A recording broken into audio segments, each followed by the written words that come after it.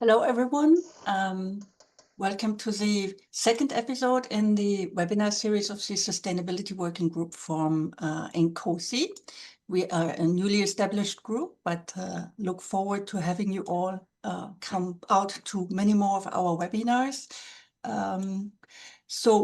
Today we have Anthony Upward, who is the founder and creator of the Flourishing Business Model Canvas and the Flourishing Enterprise Toolkit, I'd say. Anthony will have a 90-minute session for us on systematically design business fit for future. And we look forward to your questions. So the agenda will be 90-minute presentation, 20-minute Q&A, and hopefully follow up, because as we just heard, there are already people using Anthony's Canvas, and Anthony also collaborates with us on the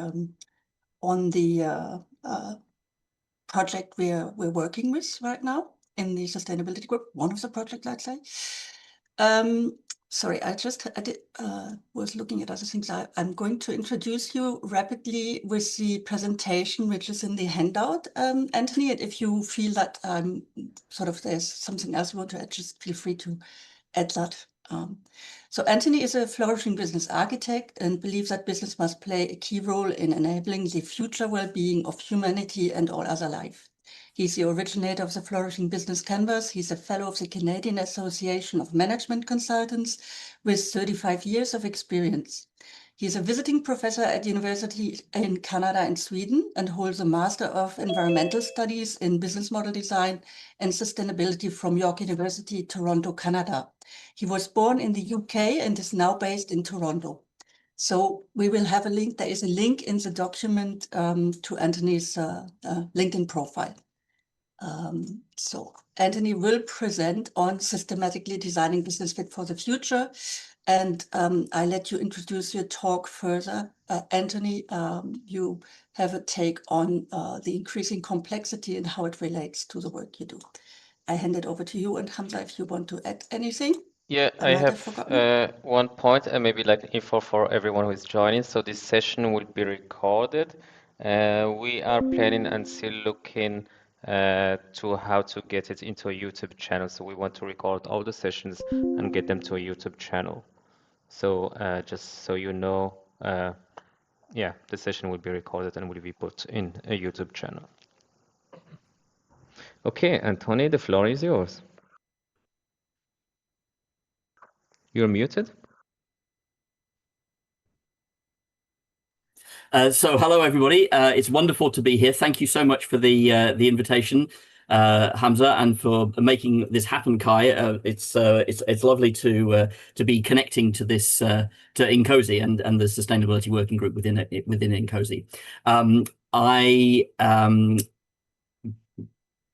a bit of a strange duck, I suspect, from an NCOSI perspective.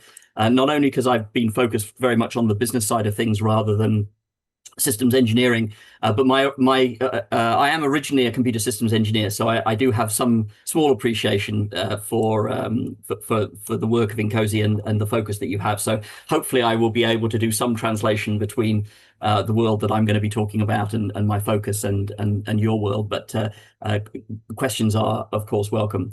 So one thing that we have recognized in the work that we do is that it's very important to recognize where we are, both from a social perspective and from a biophysical perspective. And so I invite you all, if you have such a thing in your place in the world, if you have an acknowledgement of your social privilege in Canada, our First Nations, of course, were the original people here, and so we need to recognize where we are in relation to that. The original people who are still here on that land. And if I can find the chat, where's it gone? Do you want me to edit, or do you want to do one, or shall I do one? No, I will. I'm just going to put in. I'm just going to put in mine. Okay. And so, for those of you who've never seen a social acknowledgement or a land acknowledgement, that's my social one. And I also have a question for you on the biophysical side of things. Do you know what watershed you're in? since what we do in the world is very highly related to where we are in the world and the ecosystem services provided by the world, do you know which watershed you're in and which bioregion you're in? Answers in the chat. Very good. It's River Severn. Anybody else?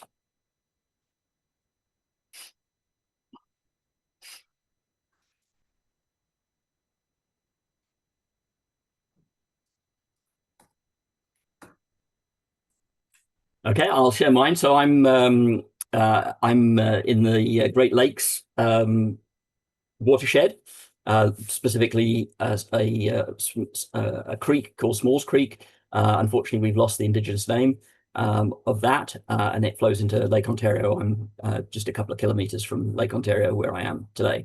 And then in terms of my bioregion and ecoregion, I'm part of the Interior Plateau and Southern Great Lakes Forests bioregion, and specifically the Lake Erie lowlands ecoregion. And I bring this all up because when we're thinking about flourishing, when we're designing businesses fit for the future, we need to be thinking about how do we enable flourishing in a very holistic way. And so starting to get used to thinking about questions of who are the first peoples in a place, which of course for many of you would be yourselves, and what are the ecosystem services in our place upon which we are reliant on, including our businesses. This practice that we have of when we start meetings is one way to start to familiarize yourself with those things and get used to thinking about these things. Okay, so what are we going to try and do today? So my objective today, and hopefully this is aligned with what will be useful for you, is to provoke interest and curiosity in INCOSE about the Flourishing Enterprise Innovation Toolkit, and I'll be explaining what that is in a moment. And that is in order to open doors to possibilities, so collaborations, research, education, and as Kai mentioned, we're already using the part of the toolkit, the canvas, in the Sustainable Together project, which is part of the Sustainable Working Group initiative within INCOSE. And Kai and Hamza can provide you with more information about that if you'd like to learn more. So agenda, so I noted we had 2 hours scheduled, so maybe I'm being a bit aggressive here. So 25 minutes, I'm going to introduce the canvas thereabouts, then we'll stop and have a Q&A just on the canvas. Then I'll introduce methods for the effective use of the canvas. Then we have, which is where we're going to introduce this idea of integrating business and sustainability factors via this method called backcasting against science-based principles. So there's 2 methods that we've developed. One's the Flourishing Enterprise Strategy Design method for the use of the canvas with established businesses, and one is the Flourishing Startup method for designing startups. And then we'll do a second Q&A, and then I've got a couple of conclusions and invitations to round us out at the end. Okay, so the first question that might be on your minds is, why on earth do we say, oh, actually, before we go there, let me just so you know, so I'm going to put into the chat the links, the basic set of links that will take you to all the information that I'm about to talk about. So why don't we talk about flourishing? And why don't we use the term sustainability? So ever since the Brundtland report, the Brundtland Commission report in 1987, Now Common Future, the word sustainability has come to dominate much of our public discourse when we talk about our collective future. However, sustainability does not evoke the kind of compelling vision for humanity's future that we need if we are to rise to the challenge of the challenges of our time, the unfolding polycrisis, or polycollapse, as some people would now say. We choose to refer to creating a flourishing future where we heal our relationship to each other and to Earth. Sustainability is the neutral point on the continuum between a horrifying future on the left and one worth living into on the right. So here are just a few of the markers of progress that we need to achieve along that continuum. And we believe that given the opportunity, virtually everyone would prefer that their work contributes to a flourishing future. So here's a number of markers, as I said, sustainable development in the middle. And what we're looking for with flourishing is to go well beyond sustainable development. Whoops, my slides are moving on by themselves. And to really focus on the objective of enabling the possibility for humans and all other life to flourish on our planet for generations to come. And that statement that I just made is actually from an MIT professor, John Ehrenfeld, who's one of the fathers of an systems engineering field called industrial ecology. That's where that comes from. And there's lots and lots of work going on around flourishing around the world in all different scales, from individuals up to at the public policy and global level. So that's why we say flourishing. We wanted something more positive, more attractive, more science-based than the political compromise that is sustainable development. Okay, so within that context, let's introduce the Flourishing Business Canvas. So first of all, where are we coming from?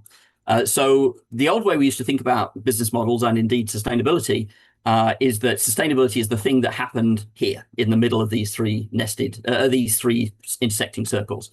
And this is the definition that most people will recognize for sustainable development. And the business model was always thought about as just in the economic circle. And there was a book published back in 2008 called Business Model Generation, where a tool called the Business Model Canvas was first released into the world. And in that book, they define a business model as a description of the rationale of how an organization captures, delivers, and captures value.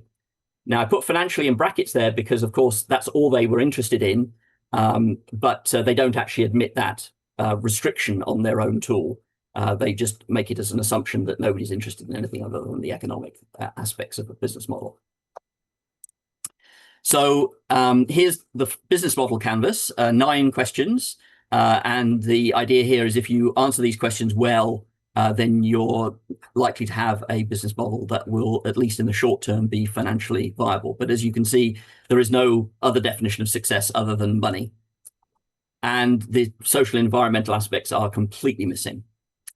So what I did in the original research that I did during my graduate work was to challenge this assumption that all people were interested in was the economic aspect of business models.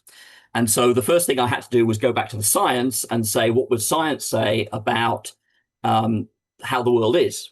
And so what I discovered was that science would say that the environment is the container for everything, and the environment contains everything in society, and society co-creates the economy to help members of society better meet their needs. So this nested set of systems of interlocking, intersecting, interdependent systems is a science-based view of the reality that we live in. And of course, the environment is something that we are ultimately and intimately dependent upon moment to moment and over longer time periods. And that's, of course, true for us as individuals as well as for our organizations. So flourishing is something that happens across all 3 systems. You can't decouple flourishing and put it only in one of those systems. You have to have it going on all 3.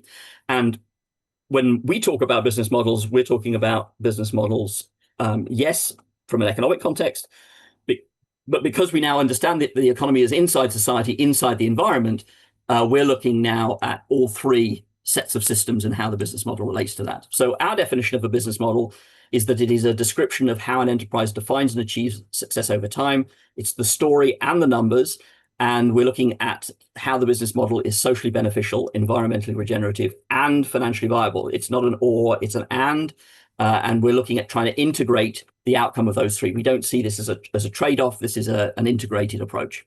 And there's a paper that myself and one of my colleagues published back in 2016, which has been cited almost 900 times now, which introduces the research behind the canvas. So when we were designing the Flourishing Business Canvas, what we stepped back and asked ourselves, like good systems designers, is what must it do? What requirements do we have for it? So the first thing is we need it to embed all the knowledge necessary to describe and design a business model. And that needs to be based on any combination of enterprise goals and stakeholder needs. So not just for a limited subset of those things, and not just from the perspective of shareholders, for example, or investors, but all stakeholders of an organization. And we need to think about it, the knowledge from a social, environmental, and economic perspective. So we need to embed all of that knowledge into the tool. Somehow we need to make all of that knowledge, which is a huge amount of knowledge from many, many disciplines, make that knowledge accessible via a shared language. We need to be able to describe the present and to design multiple futures. So we need to be able to use this tool to be able to describe, to capture an understanding of a business model as it is today and how we would desire it to be in the future. And then we need to have a tool that enables collaborative meaning and decision making, even though this is a significantly more complex. And some people are talking in the background. If somebody could mute them, that would be great. The next thing is that it needs to be visual and attractive. Sorry, there's somebody speaking in the background. I don't have the ability to mute. I can do that. Okay, thank you. It needs to be visual and attractive, otherwise people won't use it. And this, as you might imagine, is a pretty challenging design brief. So one of the things I'm always interested in talking to people about is, did we actually meet this design brief with the Flourishing Business Canvas? So I'll let you be the judges of whether we met it or not. So the proposal we have to meet those needs is the Flourishing Business Canvas. It's a holistic and integrated enterprise design tool. It's a tool that at its heart provides a common language in a useful visual framework that enables people to collaborate to sketch, prototype, design, improve, understand, measure, diagnose, and most importantly, tell stories about any business model, socially, environmentally, and economically, present or future, words and numbers. So this idea, it's a common language. Typically, if you ask a bunch of people, what's a business model, you'll get more answers than there are people in the room. And if you imagine then you go to a senior management team and you're trying to have a conversation about what is their business model today and in the future, it can be very slow to have that conversation without a common language. So having done the research, presenting it in a useful visual format enables people to have better conversations than they would be able to otherwise. So it's based on 3 years, I mentioned very well cited peer-reviewed research and 10 years of practice with entrepreneurs and business leaders around the world. And it's a systemic extension to Alex Osterwalder's research and practice, the very successful but profit-only focused business model canvas. So as I said, the approach is holistic. So what we are advising is that if you want the possibility for your business to be flourishing in of itself and to enable that possibility for all of the organization stakeholders, what you need to do, we believe, is to consider all sources of opportunity and material risk that are relevant to all of your stakeholders, increasing the possibility to achieve all those stakeholder goals effectively, efficiently, reliably, and gracefully. So here it is, and I'm going to unpack it a little bit in the next few minutes. But as I said, it's a language for future fit enterprise design. There are 17 questions which the research suggests are necessary and sufficient to describe any business model from a social, environmental, or financial perspective, I should say, story in the numbers, present or future. You'll notice there's a Creative Commons license on the side of this slide. The Flourishing Business Canvas is available under a Creative Commons license without a commercial restriction, so you're free to use it commercially or non-commercially, however you would wish. We do, however, have a requirement that you don't make changes to it without talking to us, so it's not something that we allow people to remix without talking to us. And that's because of the depth of research behind it. We don't want people messing with the internal logic, and we can talk about that internal logic if you would like. So how is this a major systemic upgrade to the business model canvas? So the business model canvas has 9 questions. And as I said, those are focused on the historic factors that are believed to be required to create and capture short-term financial value. It's missing financially material factors that are relevant today because of the increasingly complex world. So we know that the mega forces of change, as KPMG would call them, things like climate change, income inequality, deforestation, urbanization, technology, are all massive sources of financial risk and financial opportunity. So even if you don't buy into the idea of flourishing, the existing business model canvas will systematically expose you to risks because it just doesn't ask the right questions. So the Flourishing Business Canvas has 17 questions, including all the original 9. So, all credit to Alex Osterwalder. He is the giant on whose shoulders I'm standing. he did a fantastic job in his research, in his PhD, which led to the business model canvas. However, what we've done is we've included now the necessary factors to assess material risks and all sources of innovation opportunity relevant today and tomorrow, and include those from a financial perspective, but also, of course, from a social and environmental perspective. So first thing to note about the Flourishing Business Canvas is that we have these three contexts. And you'll notice they're the same ones I introduced earlier: the environment containing society and society creating the economy. And we're bringing those onto the Flourishing Business Canvas to make sure that as we are talking about each of the questions on the canvas, we are talking about those questions within the full context for a business. So they're there to prompt, they're there to remind you that you need to think about all of the questions the canvas asks from all three perspectives. Now, you'll notice that the questions, which are the white areas like biophysical stocks and stakeholders, have different relationships to the context. So some, like the biophysical stocks and ecosystem services, only relate to the environmental context. There's no social or environmental context. Others, like stakeholders, relate to all three. So these are a nest. So when you see something in the economy sitting on top of the economy context, that means it also has a social and an environmental context as well that you need to consider. So the next thing is 17 questions is quite a lot. So from a design perspective, we needed to break or group those 17 questions into some buckets. Some of you may know of the balanced scorecard approach to strategic planning and measurement, performance measurement. So we actually used that to break up the questions into 4 perspectives. And those perspectives, starting on the right, are the people perspective. So that's who is involved in the business. The value perspective, which is what does the business do? The process perspective, which is how and where does the business do it? Silicon Valley would like us to believe everything's virtual and everything happens everywhere and nowhere. But in fact, I sleep in a bed, in a room, in a place. My food is grown in a field, which exists in a place. So where we do things is very, very important to the outcomes that we want to create. And lastly, there's the why perspective, the outcomes perspective, which talks about why does this business exist? What goals does it have? And then how does it determine whether or not it's meeting those goals? In other words, the costs and the benefits that it incurs. So you'll notice these shaded areas on the left and the right. And that's because, again, to think about context, which is a classic systems thinking idea, to ask what the context is of the system that you're interested in. The Flourishing Business Canvas has things that are unique to the business model of a particular organization, and those are the things between the shaded areas, including the cost, goals, and benefits. But then it also has on the right things that are common to everyone.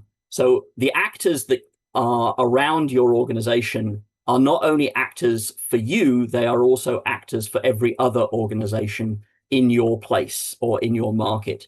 That's the right-hand side. And then on the left, we've got everything that you also share with everybody. We all are in one environment. Nobody has exclusive rights to the water in a place. Nobody has the exclusive rights to the minerals in a particular place or the forests. So there's all the output from ecosystem services like clean water or a regulated climate.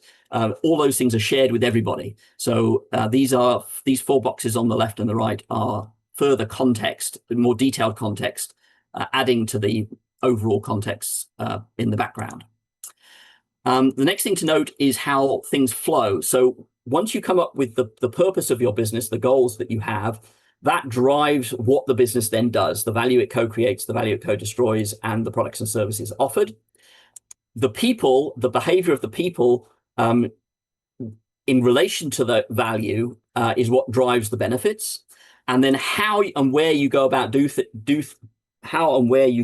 doing things in order to co-create that value with those people to achieve those benefits is what drives the costs.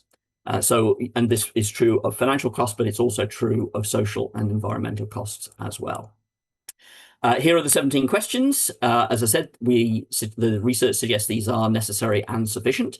And these questions are the ones that the profit-centric business model canvas asks. And for those of you who know that earlier tool, you'll notice that some of the names have changed. So, for example, in the business model canvas, they would talk about a customer segment. We talk about stakeholders. Who is your most important stakeholder? Well, it's probably your customer. So what we've done is, to use an object-oriented programming term, we've overloaded the terminology in the business model canvas to broaden it, to deepen it in certain areas. I'm not going to go through a case study today, but we do have a worked case study of a real company here in Toronto called Tiffin Day. It's a food service business. It's a social enterprise, and the link to that is there on the slide, and we will be sharing the slides, but I will also put it into the chat if I can find it. Just a second. Oh yes, I did. I missed a couple of things here. So if you want to know more about this shift from sustainable development to sustainable flourishing, there's a blog on our website about that. And then here is the Tiffin Day.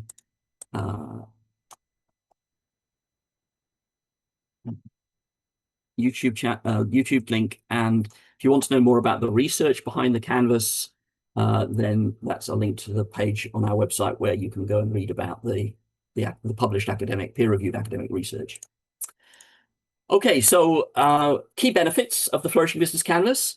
As I said, it provides a common language for describing and designing flourishing enterprises, fit for a very different future that we now know for sure is coming. It's a common language for any combination of stakeholders and their goals that you, as the designers of the business, believe are relevant. It builds understanding of interconnections, the enterprise with society, the environment, and the economy. It enables broader, deeper, and richer conversations about all aspects of value co-creation and destruction. It provides context to enable stakeholder collaboration around their shared goals, informed by their values, enabling alignment on key decisions when starting an enterprise or transforming an existing business. It supports earlier practice, so it includes all of the earlier concepts from the business model canvas. And for those of you who have been in the startup world, you probably know about the lean startup approach and the customer development approach. And the Flourishing Business Canvas is compatible with both of those. And I'll talk more about that in part 2. And as I said, the canvas is available for all use cases without charge under a Creative Commons license, as long as you don't modify it. How's this tool being received? It was tested by over 320 individuals and organizations over a 10-year period. We've got activity in 75 countries around the world. The canvas is currently available in 9 languages, mostly colonizer languages at the moment, although an exception would be Arabic. And we are working on another 4.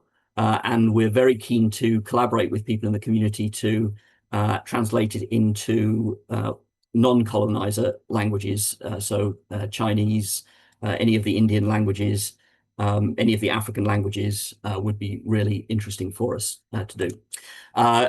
In the 24 months since we released the canvas that emerged from the result of all the testing and released it under a Creative Commons license, it's been downloaded over 9,000 times. It's been used by tens of thousands of people around the world now, both entrepreneurs and business leaders, and obviously the coaches to those entrepreneurs and the consultants to those business leaders are some of the leading people using it. We have an online community which has 650 people in it at the moment, and we have 6 peer-reviewed articles and 1 book chapter. We actually just had 2 more chapters accepted into a new book that is being published by Harvard University Press, associated with the Harvard Human Flourishing Project, which will be coming out early next year. So who's been using it? So the National Innovation Agency of Norway, they were using the business model canvas, and they are now standardizing on the Flourishing Business Canvas for all their work with all the startups and established businesses in Norway. An innovation cluster in southern Norway, GC Noda, is using it in a strategy development program, which they've now taken over 20 firms and the CXO teams from those firms through that program.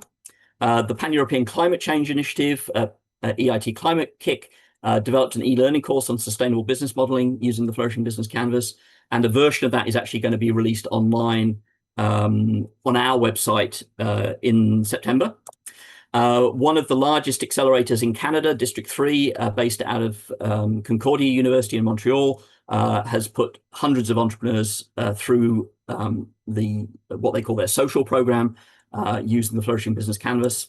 And then one specific consulting company that I'll call out, Bannekin Travel and Tourism in Ottawa, Canada, they developed a strategy development service, so a service that helps clients develop integrated business and sustainability strategy focused on the tourism business. And that was done in conjunction with Canada's National Tourism Industry Association. And over a dozen businesses and organizations have now participated in that program, with more underway.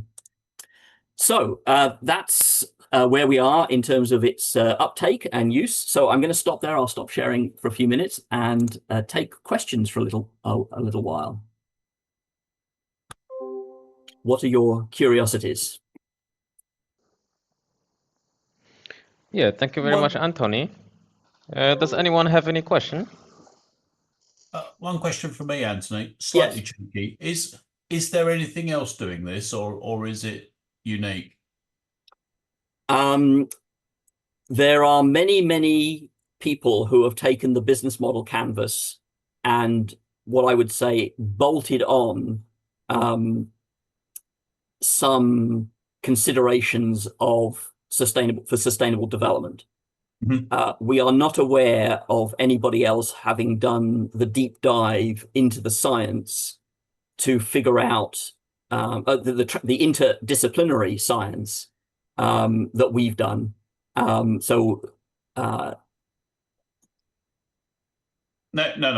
Appreciate that, and so certainly, I should say that the Brundtland sort of triple deal, and then the who, what, why, when in system engineering, we recognize them as a technique. We tend to refer to it as Kipling's five serving men or something. Who, what, why, when, where, and very, very familiar viewpoints to systems audiences. Yeah. Although certainly when you say that, having come from a computer systems engineering background, certainly when we think about computer systems, often systemic design principles aren't very often used in computer systems. But I know in the wider engineering community, there's been a much better uptake of systems thinking into the engineering community. So that's really good to hear. Thanks very much, Alan. Other questions? Yeah, thank you for the presentation. It's very interesting and nice to see that there is the Flourishing Business Model Canvas has this holistic view. For me, like, I don't know, maybe like from your experience with the model canvas and regarding especially like circular economy, can you somehow, in early stages, using this business model canvas, see the benefits or somehow evaluate the benefits of a circular economy, circular business? Fantastic question. So the Flourishing Business Canvas is designed to describe the existing or design new business models for a single organization. Of course, in the circular economy, you are up one scale because you're interested now about how many businesses collaborate in a circle of flows of information, of materials, of money, and in our last call in the Sustain project, I think somebody listed off 3 or 4 more factors that are shared between those companies. So as a standalone tool, the Flourishing Business Canvas will certainly help a member of a circle consider how they're playing their role in that circle.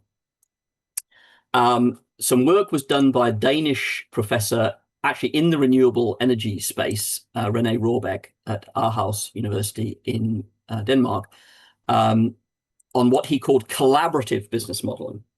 So he said he had an interesting situation in the German solar energy. I think it was solar energy. Was it solar or wind? I can't remember. It was renewable energy industry in Germany, and that industry was having some problems because they had not thought about how to integrate their business models into a circle. And so he came up with this approach called collaborative business modeling, which I shall put the link into the paper here. But he did that before the Flourishing Business Canvas existed, so he was using the business model canvas. So one of the things we are looking for an opportunity to do, and so if this is something that's interesting for you, maybe there's a collaboration opportunity here, is to take that methodology from René Rohrbeck and upgrade it to use the Flourishing Business Canvas. So we've had quite a few discussions about this. We've done quite a bit of thinking about it, but we've, as you know, that one of the biggest problems in circular economy is convening all the people in the circle and getting them to want to collaborate and then actually collaborate. So we've had quite a few attempts at doing that, but not succeeded so far. But one of the things we've been thinking about is if you can imagine you're working with 4 companies in a circle in a room, and you have the Flourishing Business Canvas on the wall, and you have the pieces of the canvas that are unique to each of those 4 businesses lined up. And then what you have is at one end, you have the ecosystem services and biophysical stocks, which are shared by all of those 4 companies. And then you have the actors and the actors' needs, which are also shared by all 4 companies. And then you run workshops to help people collaboratively design each individual business model in relationship to the others. So obviously, the customer customer stakeholder for one business will be a supplier stakeholder to another. Partnership agreements between them need to be forged for both the forward and reverse supply chains, et cetera, et cetera. So you can imagine that with an appropriate modification to the Flourishing Business Canvas, you could have quite a powerful tool for doing circular economy collaborative business modeling. Thank you. So if that's interesting, let's talk. Definitely. Wonderful presentation, Anthony. I'm certainly going to incorporate some of this in our course on sustainable innovation. Really should be flourishing innovation. Sort of related to that question, I haven't seen all the questions, and so it would seem like to answer some of those questions, you might need to understand your ecosystem, because you need to understand what the overall impact is. And to do that, you need some sort of a life cycle analysis or assessment and those sorts of things. So it might naturally lead to sort of the construction of ecosystem models that, as you mentioned, could be constructed by, a number of these, different sort of flourishing business models. I wonder what your thoughts are on that. So absolutely. So first of all, thank you. I'm pleased to hear that you're thinking of adopting it. You're a university professor? Yes, I am. I'm a director of the Convergent Systems Engineering program at University of California, San Diego. Okay, fantastic. So we have quite a lot of professors using the Canvas in education. We've got a couple of papers about the use of the Canvas in educational settings. So you'll be joining a growing group, and we've actually had quite a few of those professors come and talk about their experiences at our speaker series events. So that all might be useful resources, and if you want me to connect you with some of them, then I'm more than happy to do that. So the short answer to your question is yes, absolutely. So the Flourishing Business Canvas tools in general are only intended to act as summaries of business models. In order to be able to answer, to create the summaries of to the questions that the Canvas is asking, you're absolutely right. You've got to go deep. And so every single question on the Canvas, there's a need to go and do research. It could be market research, could be ecological research, could be technical or technology research, in order that you can figure out what appropriate answers are to the questions that the Canvas asks. So yes, absolutely. In the processes to use, in the methods to use the Canvas, we can talk about this a little bit more, but there is definitely the need to go off and do deep dives. We have started a complementary tools catalog that helps people do those deep dives, but that's in the very early stages of development. So I'd be really, I know, for example, we don't have much there yet for flourishing product and service design deep dives, which obviously you've got to do in order to be able to figure out material requirements, costs, value co-creations, et cetera, et cetera. So yeah, absolutely, John. Correct. Yes. Kai, I think you had your hand up. Yes, it was more a comment or question. I mean, it's the initiative of the CEREC in Montreal, Centre d'études de recherche intersectorielle en économie circulaire. They have done quite a lot to launch circular, not business modeling, but initiatives through the construction sector. And I just wanted to know whether you had reached out to them or connected with them. Might be also a vital path, I guess. I have not, but if that's something you can help us do, that would Absolutely. be really interesting. So they are, from my point of view, amongst those who have done quite extensive stuff around trying to get that off the ground within a sector. But it's not around business modeling per se, but since it's done with HEC or out of HEC, I think there might be quite a bit of opportunity around that. There's a social business program hosted by HEC Montreal, who we're just getting to start to know right now, which has a pretty, but I don't know if they're connected to the group that you're thinking of. Anyway, we can have an offline conversation. That would be lovely, Kai. Thank you. Might be Propolis as well or something like that, right? Mm-hmm. Mm-hmm. Other questions, curiosities? Yeah, a question about the original work of Osterwalder. Mm-hmm. If I remember well, in the Osterwalder thesis, there was a use case dealing with Montreux Jazz Festival. Did you think of enlarging or using this use case and applying your wider ideas to that specific use case? Very good memory. I'm happy to know somebody else has read Alex's PhD. That's wonderful. I have not thought. I didn't think about that. Alex, as I understand it, had a personal relationship with the management team at Montreux, and I do not. So being able to go and do that, get that data, was not an option for me. So I suspect that's why it didn't occur to me.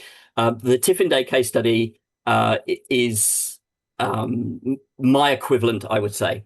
And because I had the relationship with the owner and founder of that business here in Toronto. And so I was able to get what you'll see in the YouTube videos is the business model as she understands her own business model. So not my view of it, her view of it.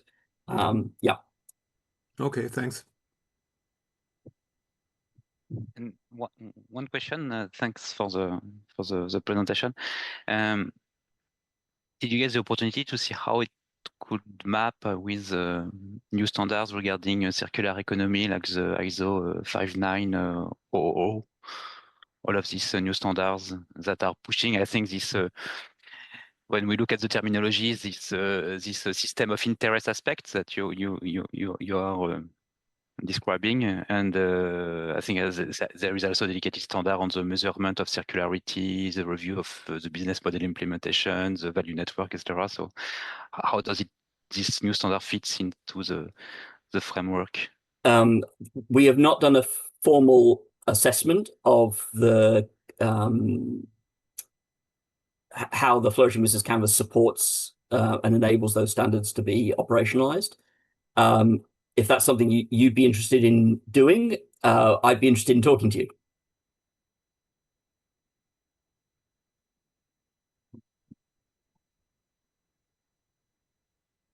Other questions or curiosities? Or shall we move on to part 2? Yeah, if we still have time, I would like to ask a question. Yeah. Or maybe like Sven. Yeah. I think Sven just unmuted. We'll give him a chance to ask something. I have just a short question. There is the Flourishing Business logo, and there is a small SM, like trademark, but it's SM. What does it mean? Oh, so it's a service mark. So it's yeah. I think it would be fair to say that it is a lighter weight trademark. Okay. So great. so it was an attempt by us to protect a little bit. Yeah, I have a question. So I still didn't have the chance to dive in the specific questions of the canvas, and since it's called flourishing, so from what I understand, flourishing means like to have a positive impact on the environment or on the society. So how does the canvas enables this flourishing? So because like as you mentioned, so sustainability was a lot focused on minimizing the effects or the negative effects of human activities, but in flourishing we look at having a positive impact on the environment. Great question. So a two-part answer. So the first answer is there is nothing on the canvas that guarantees that the business that you design using it will enable the possibility for flourishing, either for itself or for its stakeholders. Just like with the business model canvas, there's nothing on the canvas itself, on the business model canvas, that guarantees you'll have a profitable business. It's all in how you answer the questions. What the research said, though, was that these are the questions that you need to answer well to have that possibility. So these are the topics which are necessary and sufficient to describe a business that enables the possibility for itself and its stakeholders to flourish. It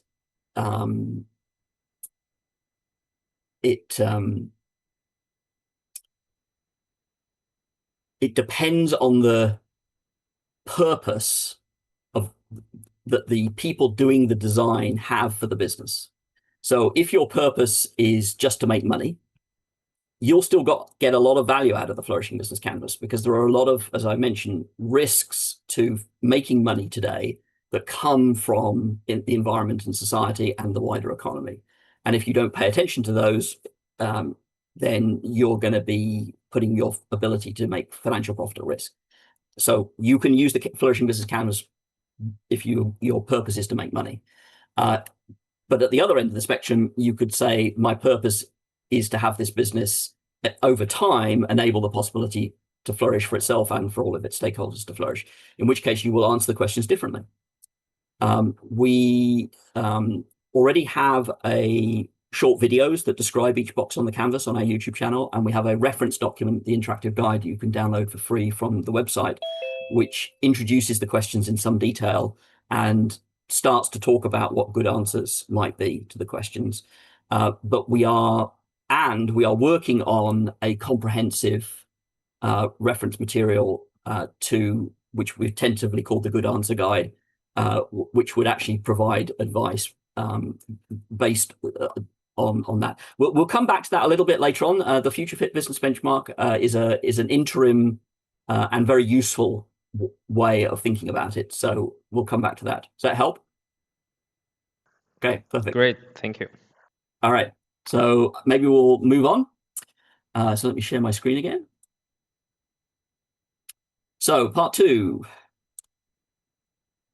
So if the canvas is so, why does that always do that? When you go into slideshow mode, it turns off the list of participants and the screen so you can see everybody, and it drives me completely bananas. I don't know why it does that. Anyway, I can no longer see any of you. Can I hang on a second, please? Oh yes, there you are. It hides it. Okay, so if the canvas is so amazing and wonderful, why do we need this thing called the toolkit? Why do we need this these other things? So tools like canvases are great. You know, hammers are great, screwdrivers are great, all good stuff. But tools aren't very useful unless you, if you don't also have related and complementary tools, a nail set, a countersink drill, methods, knowledge how to use the tools, how to build a chair, for example. Design principles, what does a great chair look like? Patterns, generalized examples of the ideal results, and case studies. You need all of these things in order to really help make a tool useful. And we need to note that tools are both tangible and social technologies. So there's a practice element to how the tool is used, which emerges out of the social sphere and the social use of the tool. So our conclusion was, after we developed the canvas, was that if we want to enable leaders to co-design their enterprise's business model, we need a comprehensive toolkit of tools and methods for innovating towards sustainable flourishing. And that's where the idea of the toolkit comes from. So the toolkit is for all organizational leaders and innovators. We aim for it to be a fit for the 21st century systemic design toolkit to enable leaders to close their innovation gaps, to enable sustainable flourishing, to enable innovators to apply the latest science, ethics, and traditional wisdoms effectively, efficiently, and gracefully. And the canvas itself, of course, is part of the toolkit, and as I said, available under a Creative Commons license. So what is in this toolkit? So the first thing is we've got the science, we've got our best ethical and human rights frameworks, we have our humanity's deep indigenous wisdoms from around the world, some of which have been lost, some of which are in recovery, some of which have never been, are still very much in the here and now. And all of those things are going to go into the toolkit somehow. So how do we do it? First of all, we need a tool. So that's the Flourishing Business Canvas. We then need design principles. And for the moment, we're using something called the Future Fit Business Design Principles. I'll talk more about those in a moment. We need methods for the effective use of the tool while applying the principles. We need case studies and patterns. And these are all the elements that go into the Flourishing Enterprise Innovation Toolkit. So currently 1 tool, 2 methods, the canvas, which captures business model designs that integrate social, environmental, and financial aspects. For established enterprises, we've got a method for the design of new strategies to realize sustainable flourishing over time. And for startups, for the design of an enterprise's initial business model with a view to ultimately realizing sustainable flourishing over time. In the future, there's many other things we plan to add to the toolkit. I won't go through these right now, but if you want to learn more, there's more on our website. So let's just step back a minute and think about modeling. What are we, which is the process of creating useful models. So why do we model? Why do we create models? So we create models to learn about whether or not what the model is about is useful. So we create a blueprint for a building in order to learn whether or not that design of that building is going to be fit for purpose, whether it's going to be useful for the intended purposes for that building. And models themselves, of course, aren't reality. They capture your current collective understanding, and that's important. It's a shared, models are shared. They are a way of people getting together and coming up with a shared understanding of something. And of course, as George Box says, all models are wrong. Some models are useful. Models are wrong because they're not reality. So there's always compromise when you create a model. And with apologies to former President Dwight D. Eisenhower, the model itself really isn't that important. It's the process of modeling that is everything.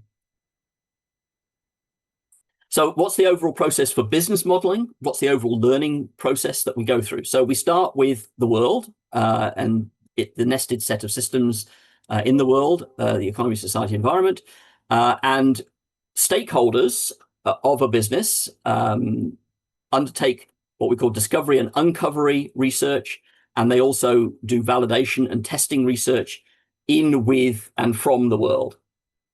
And then they need to capture all the knowledge that they have gained from all of that learning. And that's where a business model can be very helpful. It integrates all of the factors necessary to think about what you're going to have to do to have a successful business. And so the stakeholders work together to capture a shared understanding using the canvas about what they've learned through research and evidence that they've gathered to support their hypotheses and assumptions. Of course, if you're designing something, it's all about hypotheses and assumptions. And then you use the business model to collectively identify those hypotheses and assumptions, and you go back into the world and validate to the best of your ability that your model is actually useful. So, for example, if you've hypothesized that certain people will be interested in being your customers, based on your understanding of market research. Then you might want to go back out into the world once you've identified those people, where they are, age, demographic, the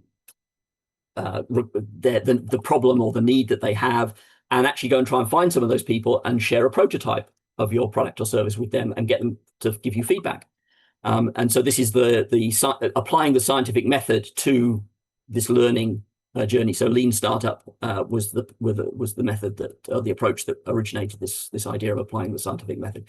So we got this figure of 8 going on between the world and the model through the stakeholders. So by following this learning process, you can accelerate and deepen your ability to be innovative, closing your innovation gaps faster and more comprehensively. And obviously, it's way cheaper to model than it is to actually try and build a business for real and then discover that you've made assumptions and that just aren't valid, aren't useful in the world. So the idea of this modeling process and this testing process is to try and speed things up, reduce the amount of effort you have to put in, reduce the risk to you as a business leader or entrepreneur. So how have we historically gone about doing planning and strategy? So historically, the way we used to go about it was by thinking about 2 challenges when we were designing business models. The first was we have to realize our near-term goals, like being profitable. And at the same time, so near-term would be 12 months away, 24 months away. So we have to have a business model that will do something that the current business doesn't do. And at the same time, we have to be able to survive. So we got this tension. We can't, the classic example is Kodak. So Kodak focused so much on surviving today that they forgot that they also needed to think about the near-term changes that were happening in their market. So we've got this tension between these 2 things as we're designing business models. And your next business model, the one that describes how the business will be in 12 to 36 months' time, integrates how you're going to do both of those things, both survive today and realize near-term goals. So how did we do that in practice? Well, we did something called forecasting. So forecasting is using the past to create projections of likely near-term futures, and any longer-term outcomes just happen, right? You forecast, you operate for some period based on that forecast, and then you do another forecast. And wherever you end up, you just end up there. And clearly this isn't useful if we actually desire to intentionally enable a longer-term outcome like flourishing or future fitness. So how does forecasting work? So you look into the past and you do research in the present, and you use this to create projections of the future. And your next business model describes the near future that you're going to try, that you believe you can reach based on the forecast that you've done and on the analysis that you've done. And as I said, outcomes just happen. And that's obviously an iterative process, and you iterate and you take whatever winding path into the future you end up taking. There's no intentionality behind where you end up. You just end up there. So clearly, if we want to enable the possibility for flourishing, we're going to have to change how we set the goals of enterprises. We're going to have to change setting the goals so that we are intentional about enabling the creation of the possibility for flourishing or future fitness. So how do we do that? So let's just understand the problem a little bit more. So typically how we set goals is we start with your current state, and on the left, you've got your unsustainable past, and on the right, you have the flourishing future. And maybe you do a forecast. So you look back to your state in a baseline year, and you note that, oh, we're 5% better than we were 2 years ago on some measure. And then we say, oh, well, if we were able to be 5% better in 2 years, maybe we can be 10% better in the next 2 years. So you define a goal for yourself to be better. So we've managed to reduce our water consumption by 5% over the last 2 years. Maybe we can reduce it by 10% over the next 2 years. Or profit or cost or any other metric that you care to think about. Sometimes we'll compare ourselves to what the competitors are doing. Sometimes we'll compare ourselves against the goals that the competitors have said that they are setting. And again, we would define our own short-term goals based on that. Sometimes in some businesses, they actually think about how do we stop flourishing from happening. So there are a number of industries out there that do something we call setting predatory delay goals, and where they deliberately try and make things worse from the perspective of flourishing in order to maximize short-term profit. But if you want to have a flourishing future, if that's your purpose, then what you're going to have to compare your current state to is not any of those things on the left. You have to compare your current state to what it's going to be like in a world where you're flourishing, where the world is flourishing, where the business is flourishing, where all the stakeholders of the business are flourishing. That's what you have to compare yourself to, because you have to understand that gap, and you have to understand what are you going to do to close that gap. So we need knowledge of that future, and that's where the Future Fit Business Benchmark can help. And so if we're going to set Future Fit goals, sometimes people will say, hang on a second, Anthony, you're telling me that I can't just define any old goal I like, these self-defined goals. Business leaders, entrepreneurs, they love the idea. We've got control. We can say what we're going to do. We don't have to think about anything else. We just say we want to be 10% better because that's what our shareholders demand. And they say, if you're going to say we've got to now think about a source of information about the future, science-based information about the future to set our goals, aren't we now subjecting ourselves to constraints that are bad for business?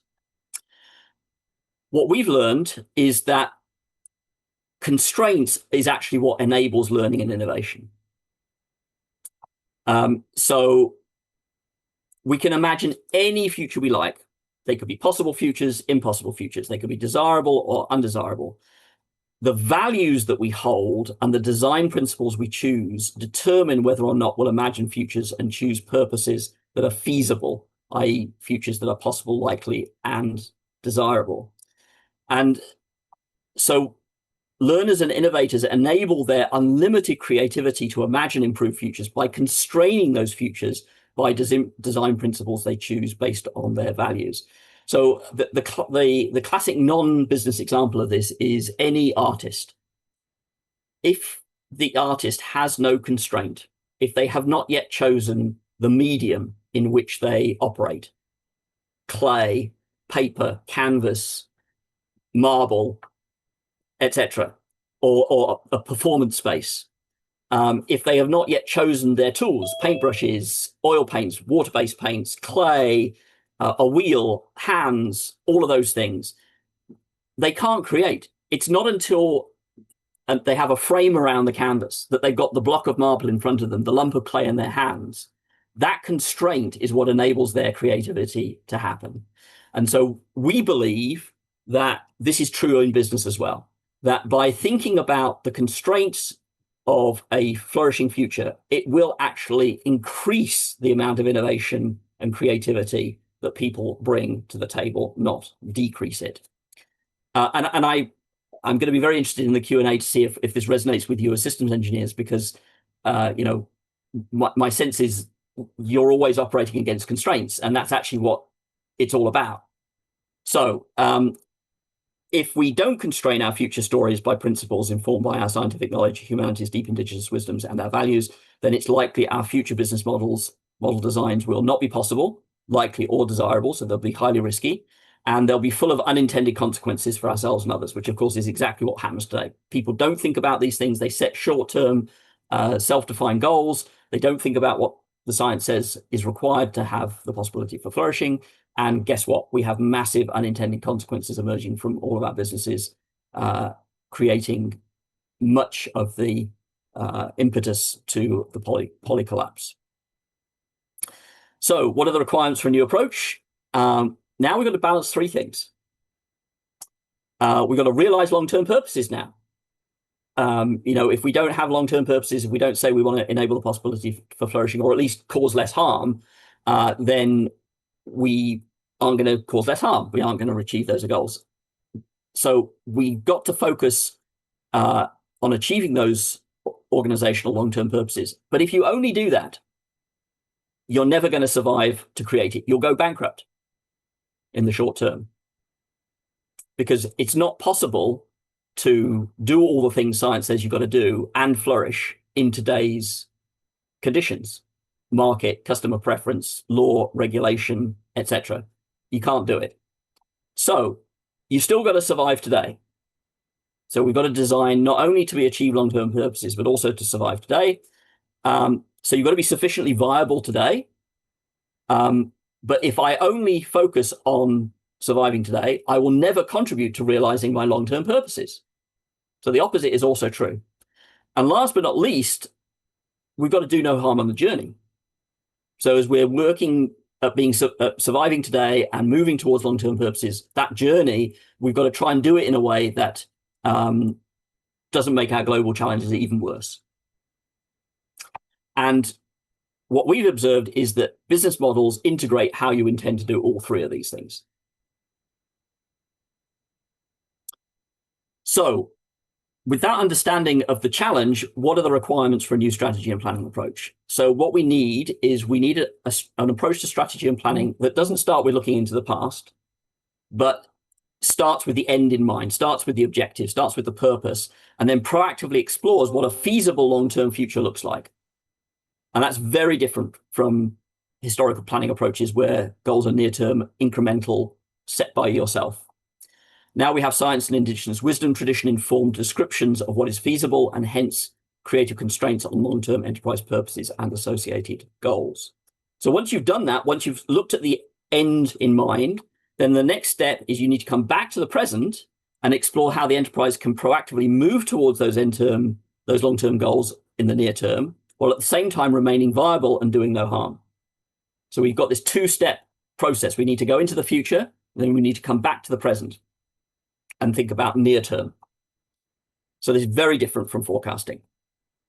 So luckily, there's an approach out there already, originated in the mid-1980s, which is called backcasting, which does exactly those two steps. And some researchers and practitioners in Sweden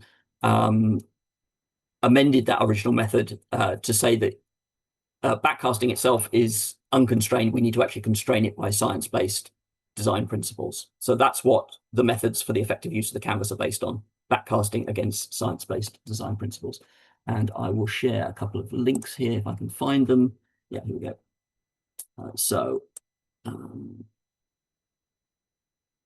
Here we go in the chat. John Robinson, professor at University of Toronto, came up with backcasting in the mid-1980s. This paper is an updated version of that from 2003. And then the science-based principles work as a summary on our website. And then there's a paper by Broman and Robert from 2017, which summarizes something called the Framework for Strategic Sustainable Development that includes that method. And there's a couple of websites there that introduce that method in more detail than I'm going to go into today. So what does this backcasting against science-based principles approach look like?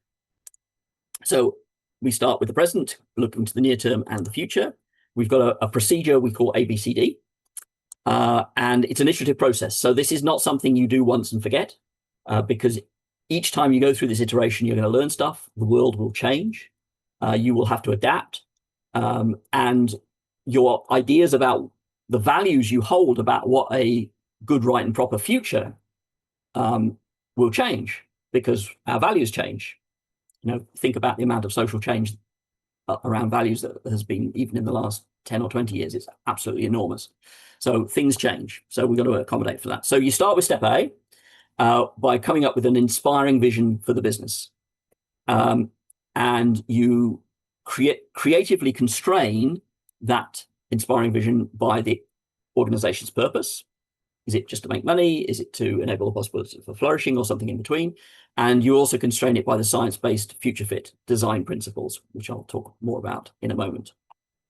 Then you come back to the present and you say, where am I today? And how does that current state compare to the inspiring vision? What's the gap? Then you create solutions, possible intermediate steps to get you from the present to the future. And of course, there's many ways you could do that. From a technology perspective, from a product perspective, from a service perspective, from a business model perspective, loads and loads of possible innovation approaches. And of course, as you get further and further into the future, the unknown unknowns get bigger. And so you then need to start thinking about, how am I going to surface those unknown unknowns so they become known unknowns? And then what am I going to do to turn them into knowns? So I actually have solutions. So if I've got a product, as the solar panel example, I'm a little out of touch with exactly where the state of the art is on this, but I know a few years ago it was true that people did not know how to create a solar cell that you could remanufacture, that you could take the solar cell after its life expired and put it back into its original components and then make another cell that was as good as the one that you had taken apart. So that requires research to do that. But knowing that that's where we're trying to get to, which is what the science says we have to get to, gives you a research project that your R&D department could go after in the near term. Then the idea is that you choose legs on the journey to the future by selecting from all the possibilities using some prioritizing questions. So that includes questions like, does the next step align with our values? Will it actually allow us to realize the possibility for flourishing? Does it go in the right direction? Is it flexible? The future is unknowable. The future changes. So we don't want to box ourselves in if we can possibly help it. We want to open up possibility as we go into the future.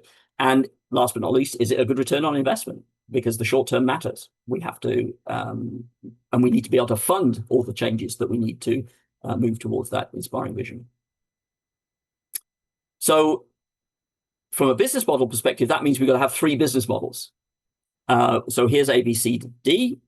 In the future, we're going to need a business model that describes the business as it will exist in the world where flourishing is happening, where flourishing is a possibility. Then, and that's creatively constrained by the Future Fit business benchmark, cause no harm, and positive pursuit goals. Then we have to come back to the present and we have to describe how the business is today. So that's another business model. And now, for those of you who were in the workshop that I ran a couple of weeks ago now, you understand why the date at the top of the canvas is so critical, because we need more than one business model. And the business model is a point in time. It's not a thing that describes how things change over time. It's how things will be at a point in time. So we start with future, then we go to now, and then we need a next business model, something for the near term, something that's 12 to 36 months away, something that we can proactively move towards that will improve our short-term viability, ideally, and take practical steps to moving us towards the long term. And then you implement and then operate that next business model, and that creates impact in the world by the enterprise on its journey to its inspiring future vision while remaining viable and doing no harm, ideally. And so these are the 3 business models required to enact the ABCD backcasting against science-based principles approach. And as I said, this is iterative.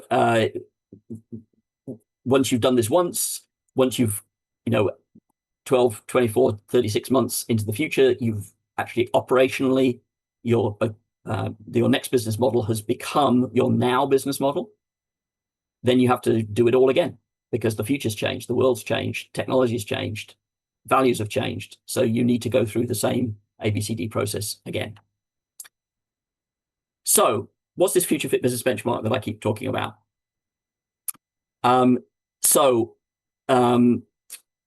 The same gentleman, Karl-Henrik Robert, and his team in Sweden, who adapted John Robinson's work on backcasting, also came up with the answer to the question, what do we really need to do to have a truly sustainable world, a world that can keep going forever and generate the possibility for flourishing? And they came up, over time, it's evolved. They have now 8 what they call systems conditions for a truly sustainable science-based definition of sustainability society. And those are at a macro scale. So countries, the whole planet, those 8 system conditions. There's 3 environmental and 5 social system conditions. they're great. They're fantastic. They are very, very helpful to have all kinds of different discussions and to help understanding. From a business perspective, however, they're kind of hard to figure out how to apply them. So about not quite 15 years ago now, one of my colleagues here in Canada, Dr. Bob Willard, asked the question, how would we apply those systemic design principles to a business? And how could we actually answer the question, what is a truly sustainable business if we saw one? It's funny, isn't it? We don't actually have any standards out there based on science that will allow you to look at a business and say, yes, this is truly sustainable. Of course, it can't be truly sustainable today, but at least it might be heading in the right direction. So based on Bob Willard's work, a foundation was created in the UK called the Future Fit Foundation, and they took the 8 system conditions and created this thing called the Future Fit Business Benchmark. And the idea of the benchmark is that you can take your current business, compare it to the science, and find out what all your gaps are. Of course, we as designers of businesses can do the same thing with a future business model. We can take a future business model, compare it to the principles, and answer the question, if this business model was realized in practice, would it be truly sustainable? And I will make a note and dig it out. There's a couple of really good public sustainability reports now based on Future Fit, and one of them is from the German heating and cooling company Wiesmann, and it's a very interesting read for a company to be honest against the science of where they really are in their sustainability journey. So what are these these benchmark questions, which we use as design principles when we're creating new business models? There's two sets. The first are what's called break-even goals. So this is the equivalent of not losing money. So they won't do any positive good. They won't create profit or benefit, but they will stop you from doing any harm. They are all black and white questions. You either are doing these things or you're not. So energy is from renewable resources. If you're not doing that 100%, the science says you're not truly sustainable. If you're not paying your employees, number 13, if you're not paying your employees at least a living wage, you're not truly sustainable. And there is a huge amount of information about each of these goals and how to measure them and operationalize them in your business that the Future Fit Foundation have provided. All available under Creative Commons, free to use. The website link for Future Fit, I will put that in the chat now. But obviously, doing no harm, as we've noticed, isn't enough. We actually have to do better. We have to regenerate. We have to do better than doing no harm. And so this is where the second part of the Future Fit business benchmark comes in. These are called positive pursuit goals. Now, obviously, for these, there is no upper limit. Right? There is no there is no upper limit. So these are not black and white. These are much more shade of gray, and they are again based how important these are to you and what goals you set for each of these when you design your business models, dependent on your organization's purpose. So setting goals using the Future Fit benchmark helps us think strategically, moving us beyond short-term thinking, identifying risk and innovation opportunities.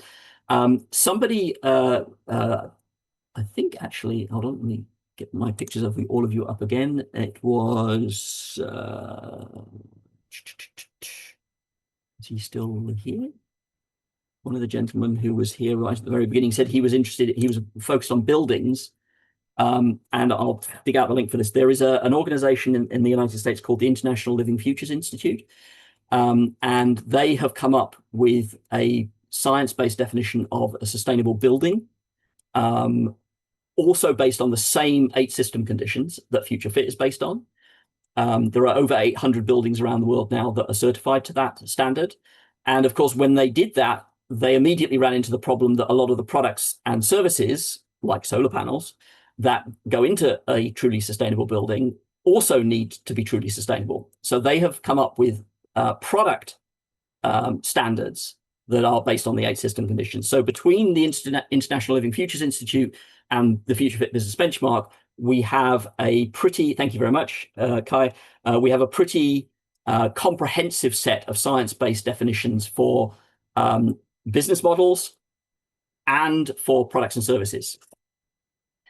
For those of you who know the B Corporation movement worldwide and the NGO that's responsible for that B Lab, their new B impact assessment, which is going to be put into effect starting later this year, early next year, I think it's version 6, is approaching these things. Bob Willard and several other people who are involved in Future Fit are connected to B Lab, but I would say that the B impact assessment is not as strong as Future Fit. There are some others out there that I could talk about, but I won't. I don't know, Kai, if you're digging, you could find the link to the United Nations Sustainable Development Performance Indicators and the work that R3.0 is doing. That's another set that can be very helpful as well. So, methods for the effective use of the canvas towards flourishing. So the generic recommendation is apply backcasting, the ABCD method, constrained by science-based future fit principles.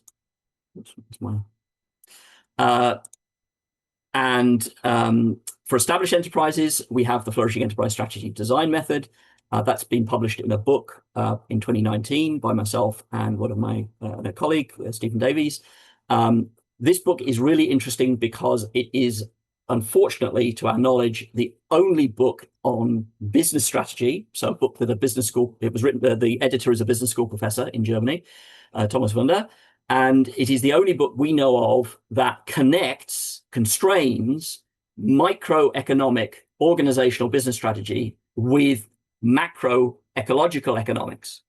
So that's the economics that recognizes that the economy is inside society and is interdependent with and totally dependent upon the environment. So things like planetary boundaries you may have heard of, the donut economics, all of those things need to constrain the way we do strategy. And that's, of course, what we're operationalizing by using Future Fit. The introductory chapter in this book is very helpful if you're interested in the evolution of strategy as a practice, a management practice, and how it needs to change in order to be constrained by the science. And then our chapter talks specifically about the Flourishing Enterprise Strategy Design Method. The other chapters are all talking about other elements of strategy, case studies, other methods, etc. So it's a very interesting book. Obviously, book chapters are great, but you need to operationalize them. But that's one of the things I've been doing in my own private consulting practice over the last 7 or 8 years, is to take this method and operationalize it. And we've now got quite a few examples of doing that. I mentioned one of them, the Tourism Industry Association, Bannock in Canada, and the Innovation Cluster in Norway as 2 examples of that. On the startup side of things, we have the Flourishing Startup Method, same basic approach, ABCD backcasting constrained by the science. And very pleased to say, after many years of trying to get it published in an academic journal and through the peer review process, we succeeded finally in the Journal of Business Models earlier this year of getting the original testing that we did of that model in practice published. And if anybody wants to go deeper into into that saga, but the original research was done in 2017, and it took us until 2024 before we found a journal that would have reviewers who understood what we did. Flourishing Startups. There's a company called Flourishing Startups. And they have taken that method and they've created a Flourishing Entrepreneurship Accelerator and a micro-credentialed education program, and done many, many other things around it. And I'll talk more about that in just a moment. Here's the Flourishing Enterprise Strategy Design Method in a little bit more detail. So we've got the ABCD process again, iterative. It's got 6, steps. Step B is where you describe the existing business model. Steps A, C, and D is where you're just designing future business models. But business modeling, whether it's existing or future, you do it in the same order. You determine your stakeholders, you establish the governance rules, you set goals based on the purposes, you develop value propositions, so value co-creations and co-destructions, you ascertain the processes that you need in order to co-create that value, and then you agree the measures of success that will demonstrate whether or not you're reaching your goals. And again, you have the 4 prioritizing questions. And then this is the flourishing startup method. As those of you who know the lean startup method, it's much more iterative than is typical in a established organization, much more interactive between the ABCD steps. And obviously things like the personal growth journey of the entrepreneur, their ability to not to be overly emotionally invested in their business design so that they're able to go out into the world, test it, get useful data back from the world on whether or not they have a useful business model, and then change their business model rather than being emotionally invested in it. All of those things are critically important. But you can see, again, we've got imagining new futures, appreciating current contexts, etc. And again, this is what's the first version of this is what's described in the paper that we just managed to get published. In use around the world, I mentioned in Norway, GC NODA, the innovation cluster, in Canada, the tourism work, and we're looking for more opportunities. So we've got all kinds of templates, there's all kinds of support available. If you're a consultant and you're doing strategy work and you'd like to try and create a new service to your clients using this method, then let's have a conversation. Flourishing startup method embedded in programming for 25 startup programs for a number of incubators and accelerators. I mentioned one of them, District 3. Thousands of entrepreneurs have benefited. And as I said, we've got this micro-certified train-the-trainer course for coaches and entrepreneurial programmers. And we've now completed our 3rd planetary-wide cohort, and we've got 40 coaches certified to date. So I'll stop there. I'll stop sharing and take questions again, this time on the method.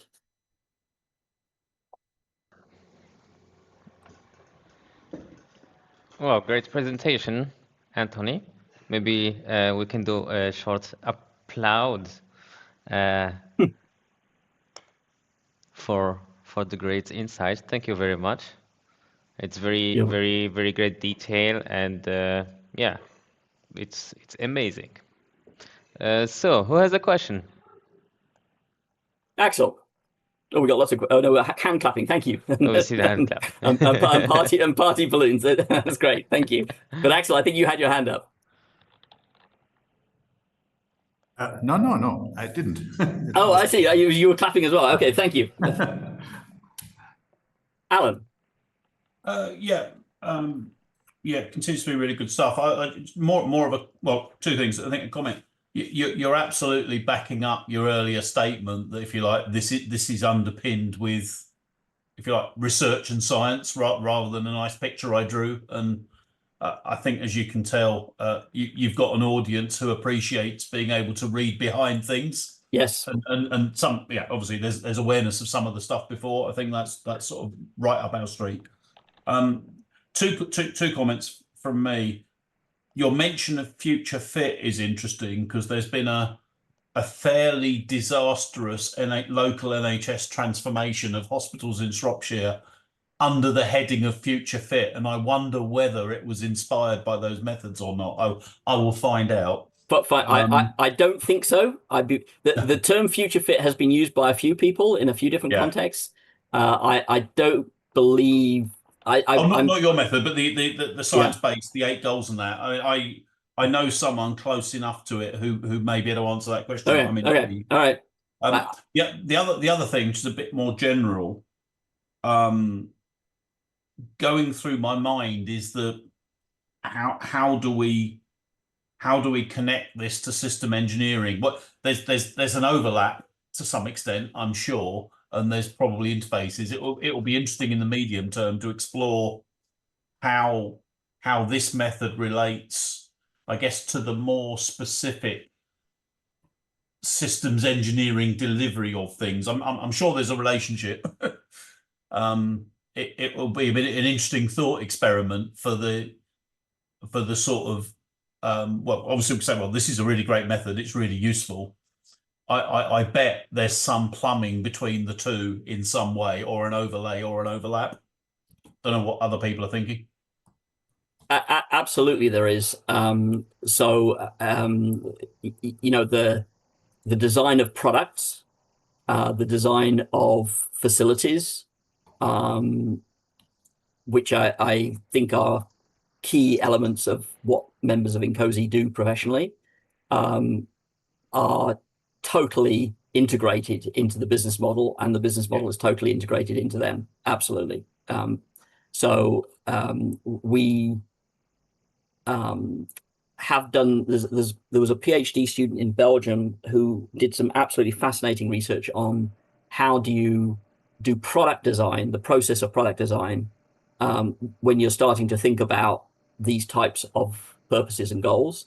Yeah. We've not had a chance to pull that forward yet, but we imagine that at some point the toolkit will contain a product and service design method that is science-based, and I imagine that could be an area that all of you might be interested in contributing to. I think you're right. And as you say, system engineers, we might be working on product or service or organization. It gets quite general and soft at the edges, but you're right, there could well be some interesting discussion that could help lead to something concrete. Yeah, contribute to something concrete. Yeah, yeah. Absolutely. And I should say that the business model for the not-for-profit that is stewarding all of this work, so that's the Flourishing Enterprise Collab, is its business model for the development of the toolkit is to create things with the community. So the Flourishing Startup Method, for example, and the company Flourishing Startups is a member of the toolkit community, and they were the ones who went off and did that work. And then the collab then said, this is so critical, let's bring it inside the toolkit and make it a part of the toolkit. And so if there was interest in collaborating on a flourishing product design method or flourishing service design method, then I would propose that we would take a similar approach.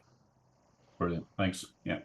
Yeah, if I can comment on that, I think there's definitely a lot of common things between the business model canvas and our systems engineering activities.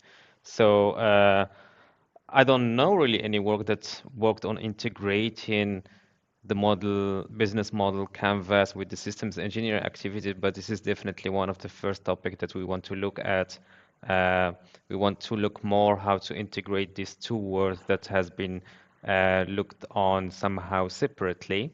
And also the business model canvas addresses the enterprise architecture, or what we call also the system of systems. Or when we also talk about the ecosystems, or especially in circular economy, we don't have only one company, we have several companies working together that build ecosystem to generate all this value. And these are definitely the things where we want to look at. And it's a great opportunity to have you here and joining us to look more deeply into those things. And I think also with the strategy and the things you have been showing, I think there are a lot of things that we can do together.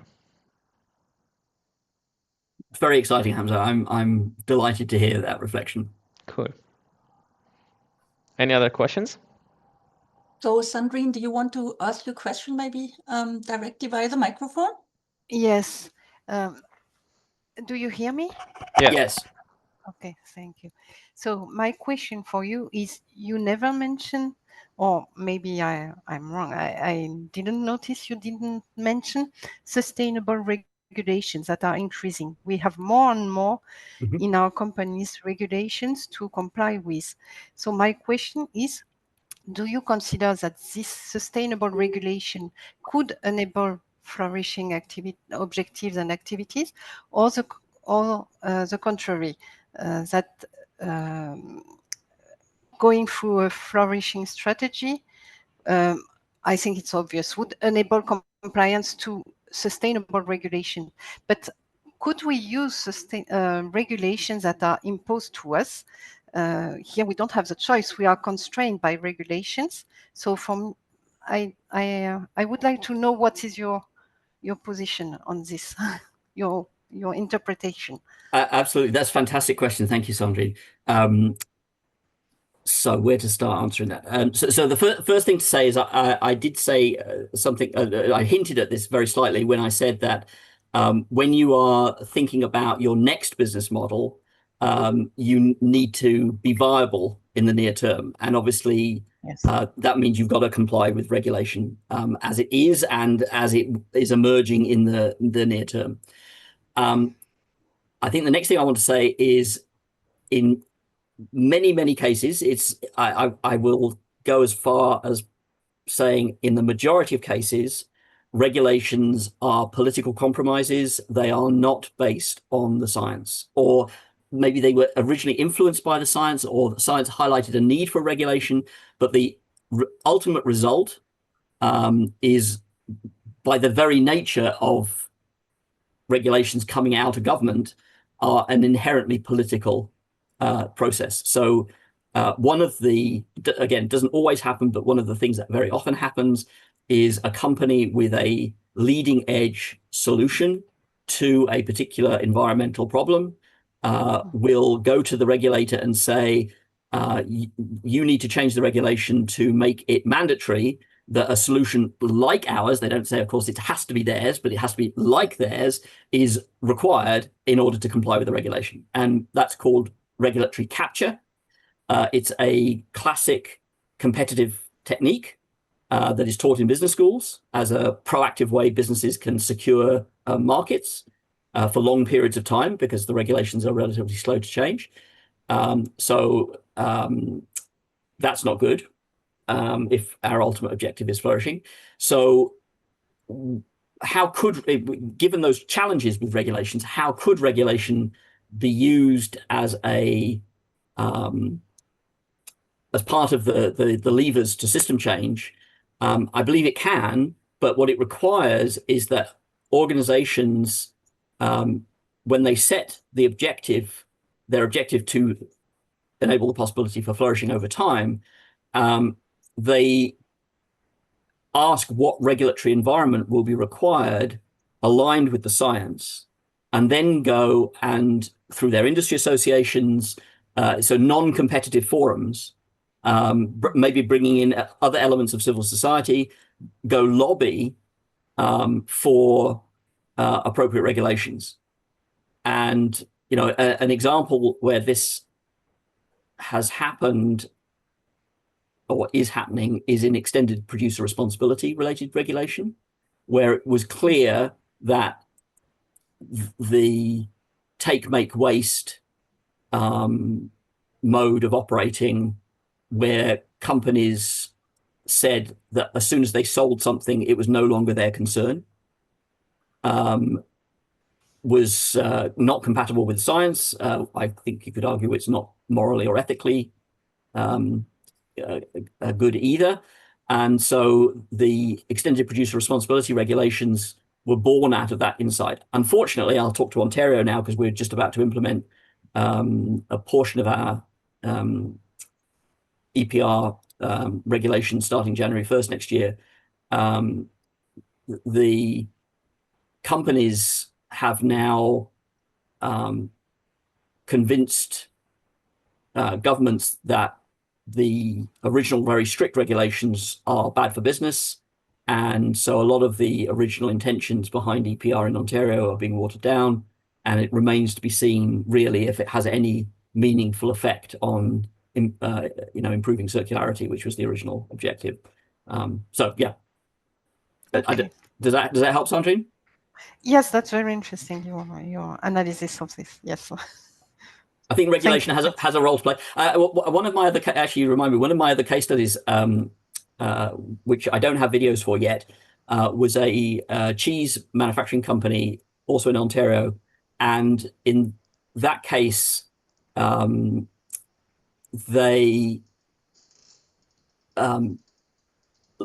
managed to lobby the health and safety people to allow them to use cleaning products in their dairy. Obviously, keeping a dairy clean is very important to health and safety of the product. But they needed to use a cleaning product that didn't kill the wetland that they had built to process all of the waste that comes from making cheese on site. And so the regulated cleaning product would kill the wetland. And so they got together all of the other people in that locality who were really interested in having this business get started, because it was going to have tremendous local benefits for tourism, for economic development, etc., and for the environment because of what they were doing, that they successfully managed to get all of those other parties to lobby the health and safety people to change the regulation so that the product that they needed to use to keep the wetland healthy was a allowed product. Okay. Yes. So it's important to have the backup, to be backed by scientific, something scientific to guarantee that these regulations are useful and not twisted in it by something else. Okay. Yes. Yeah. Thank you for the question. It's a great question. Thank you. Yes, thank you, Sandrine. Fadl also had a question on the comments. Would you like to ask your question, Fadl?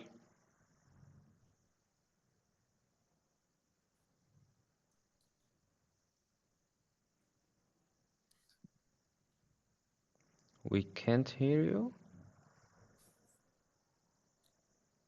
I was just to ask how those design principles are actually used practically.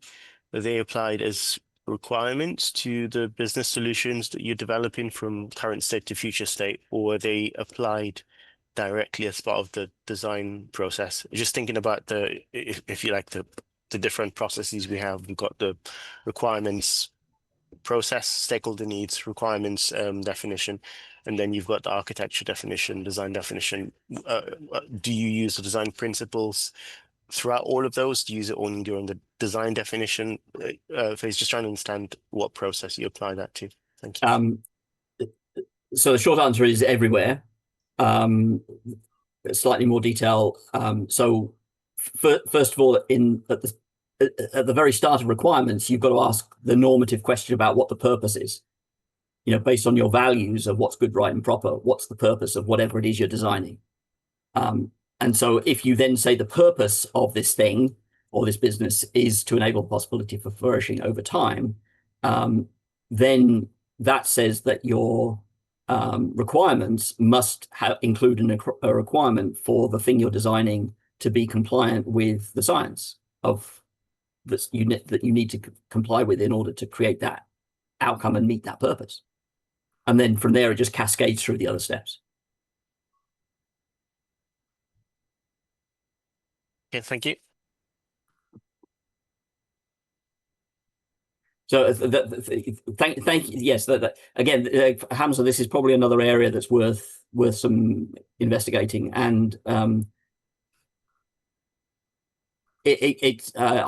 know the people at Future Fit pretty well. And I was actually involved in some of the development work for it with Bob Willard and others early on. So if this is something that INCOSE's sustainability working group wants to explore further, then I can definitely connect you with them and make some introductions. Cool. Yeah, sounds good. We can talk about it in our next meeting and like more specifically. Yeah. Kai, did you find the R3 UNSDPI training link? Yes, I think I got the right training. Sorry, I think I have it because that's on the UNRISD website. And I have a presentation from Billa as well from the 3R.org. R3.0, yeah. So on their website, they actually have a training offering on UNSDPIs, which if you want to go I'll get that deep, that would be great. Yeah, the UN Sustainable Development Performance Indicators co-developed between an organization called R3 and the Center for Sustainable Organizations and the UN research. I always forget. Look at the analogy again. The UN Research Institute for Sustainable Development, I think it's called.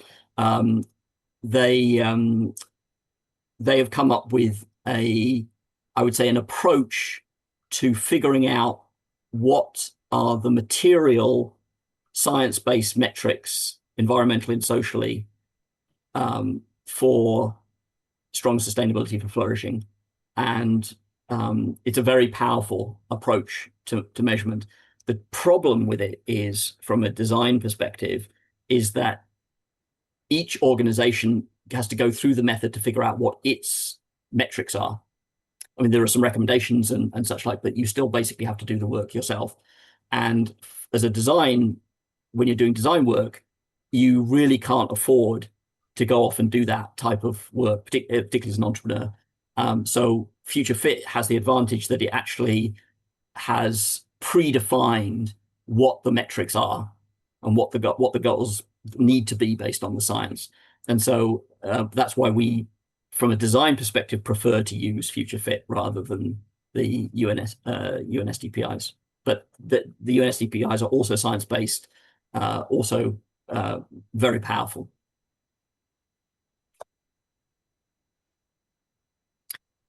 Okay, let me move to my closing comments, if I may, with a few invitations. Let me get my screen back up again here.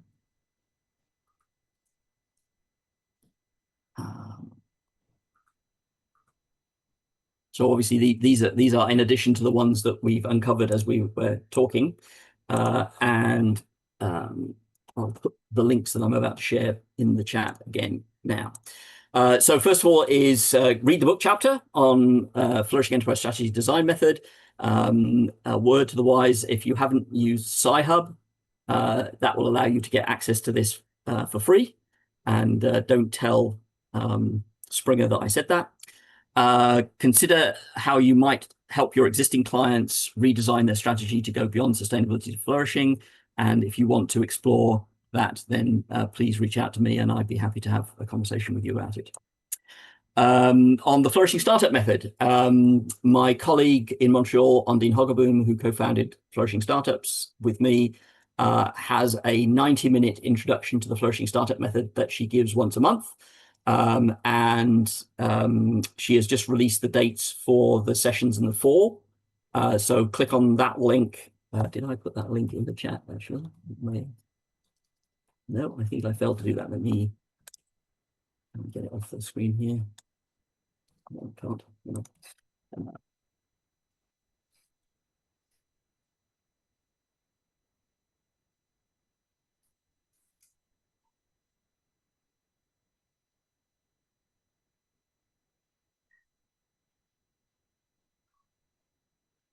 And read the paper if you want to learn more about the origins of the method and how it evolved. The Journal of Business Models is an open access journal, so that you can download for free directly from their website. And again, if you're interested in figuring out how to apply the Flourishing Startup Method in your work with startups and entrepreneurial entrepreneurs or clients who advise such people like entrepreneurial coaches, then please contact me again, and I will connect you with Ondine or whatever's an appropriate next step. Please join our community. The Flourishing Business community is on Mighty Networks community. About 650 people there right now.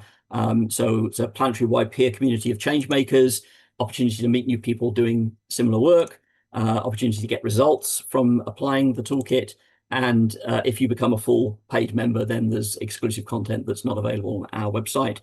It is free to join the community. There's a lobby that we have that gives you basic access and allows you to talk to everybody, ask questions, and then full access is €100 a year or 100 Canadian dollars or 100 US dollars. If that is a challenge for anybody, then we don't want there to be barriers to joining the community. So do reach out and we can have a discussion about how to make sure that you can participate and benefit if the financial aspect is a concern. I'd also like to invite you to our next community event on September the 9th. We try to meet the second Tuesday of every month at 1500 UTC during the summertime and 1600 UTC during the wintertime after the clocks have changed. This is our 22nd event. This one is particularly about some folks in our community who translated the canvas into Czech and have been using it in workshops in the Czech Republic. And they're going to tell the story about that. If you want to go and the registration, that bit.ly link won't work yet. That will work starting early August. If you go to our website, you can sign up for the mailing list, you'll get notified and you'll be able to sign up. All the past events that we've had are in our blog. And if you want to access the slides and the video from past events, then that's accessible to paying members of the community. So it's a toolkit for innovators everywhere trying to do good to do well. Notice the preposition there. It's not and do well. It's not or do well. It's not doing well and doing some good, or doing well and doing less harm. It's doing good to do well.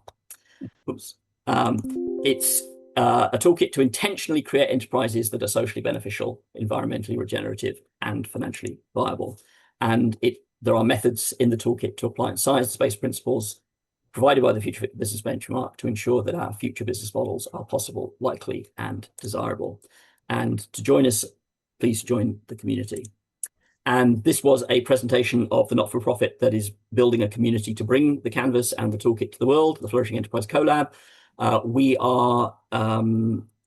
have a board of directors. You can see who that is on our website. And the board has decided that after 12 years since the original research was completed, and all the testing we've done and all the things we've achieved, now is the time for us to seek funding to scale in a much more dramatic way. And so all the board members are currently reaching out to their networks to start conversations. None of us have ever done this before. We don't know what we don't know. So we're looking for opportunities to have discussions with anybody who might be able to help us and advise us. If anybody would like to learn more about that, let me put the link to we've developed a brochure that gives all the information we think might be interesting. And the brochure is there. So if anybody would like to learn more, and if anybody would like to reach out to myself or the head of the board of directors, Bernd Herbert, then we would be absolutely thrilled to have any conversations with anybody about this topic. Thank you for your attention. This has been amazing, and I loved all of your questions. Thank you. And we've got 2 minutes left, 3 minutes left. So any final thoughts or curiosities that I can help with? I would like to thank you very much, Anthony, for your dedication, this fantastic presentation to all of us. I guess because so many of us are still vitally engaged in this, it is really hitting a nerve, and I'm really looking forward to see how we can bring this forward together. So up to Hamza to close us out, and thank you for your time from my part and everybody else, because I think that was really, really insightful. Happy to stick around for a few minutes if anybody has any questions that they want to ask me in a smaller group. Yeah. Yeah, from my side also, thank you very much, and thank you also for joining the Sustainability Working Group. I think there are lots of synergies. I think there has been a gap between the business perspective, the business model perspective, and the systems engineering, and I think there are a lot of synergies there that we can that are also very beneficial for customers and so on, because it addresses directly the economical perspective and how to create value and so on. Yeah. Do we have any questions? Just Hamza, just echoing your thanks to Anthony. So I think it's been really interesting and educational, and I'm sure that even without doing anything jointly, I think what you've made available will be interesting and will probably be picked up by INCOSE members who spot it for themselves, for their organizations, for their customers, as Hamza mentioned. So I guess one thing clearly we can do to contribute to the sort of upscaling is promote it because it's good through our networks and channels. I think that you can sort of assume that comes for free. But yeah, I think as Hamza mentioned, that it feels like there's a number of potential lines of inquiry of looking at how this relates to what we're doing, how we can learn from this. Is there something we can do to make it more obvious to people how this relates and provides a context for successful systems engineering, there could be something we do jointly that doesn't have to be really wordy, but can help people see how this the one can inform the other and vice versa. Absolutely. Really good, but thanks very much. You're welcome. Alan, just say again, the social enterprise that you've already used the canvas with, what was the focus of it again? It's a canal restoration. Oh, canal restoration. That's right. Yeah. Thank you. Yeah. And if you ping me, I can tell you more about that. Okay. So one thing that occurs to me. So thank you for the generous offers of promoting and building awareness. That's absolutely amazing. Encourage people to join the community so that you can share your knowledge and ask questions. That's what the community is there to do. Not sure it's how far into the future this will be, but one of the things we do with the community is when we find people using it and they got some interesting experiences, good or bad, we want them to come and share it with the rest of the community. So that's what our speaker series is about. So, Hamza, let's put on the radar the idea that once the Sustain a Sun project has gone a little further, maybe it would be relevant to have some of the members of that working group come and talk at the Flourishing Business Community speaker series. That maybe could be cross-promoted back into Incozy to support the wider use of the canvas. And Alan, if you would be interested in presenting on the work you've been doing, particularly with this canal restoration, not for social enterprise, then again, I'll make a note of it in my list of prospective speakers, and I'll reach out when I've got slots, and we can negotiate at that time. Definitely. People who know me well find it hard to stop me talking about both canals and system engineering. So this will be like the perfect opportunity. But yeah, no, thank you. You're welcome. Thank you. Axel, you're unmuted. Does this mean you have a question? No, it's just I'm in a quiet room. Very good. Okay. Just a quick question, John Wade. I know you were asking earlier. So really delighted we've got someone from the west coast of the States on, sort of broadening it. It feels like the early info was quite interesting to yourself. If you're still on, John. Yeah, I think this is really wonderful. The program that we have was started about 15, 20 years ago by Hal Sorensen. And the reason it was started, he was in charge of developing a defense system, a national defense system with MITRE. And he said, we had like the best systems engineers in the world. We really did. And it was a complete and utter failure. And he came to the conclusion that it was a complete and utter failure, not because of the systems engineering practice, but because of the larger issues, the enterprise issues that drive lots of these things, which systems engineers are generally not educated in. It's usually go find the requirements. You have talk to stakeholders, they give you the requirements, and then away you go. And so often it's appropriate when you have an acquisition-based type of a product or service where it's been defined for you and this is what you need to do. And then the systems engineers go to town and do, their decomposition and so on and so forth. But the program that was started was really an enterprise program, and it asked these questions. And so systems thinking has always been at the top of the program, which is systems thinking and leadership are the two major things. And then we sort of dive into more of the systems engineering side of things. And I think, over the last couple decades, the sustainability side of things is flourishing has become really the most important thing. And so a couple years ago, I introduced sustainability to the program, and we sort of talked about it with the donut model and those sorts of things, and sort of said, you need the economics in order to survive, but in reality, it should be the environment is the thing that we all live within. Society is who we are, and the economics are really to support us. And they really should be the mechanism by which this all happens. And so we've been working through this process And it's been fairly ad hoc. It's been things that I've sort of pulled together. And so I'm really delighted to have a framework that's really founded in sound scientific principles that's really united with, it really is systems thinking. And it's, I think it's time for systems engineers to sort of step up to a higher level of responsibility than we've had in the past. I think systems engineers, you go to your SysML model, and what do you have? You have the system, and then outside the system, you have the stick figures, which are the people.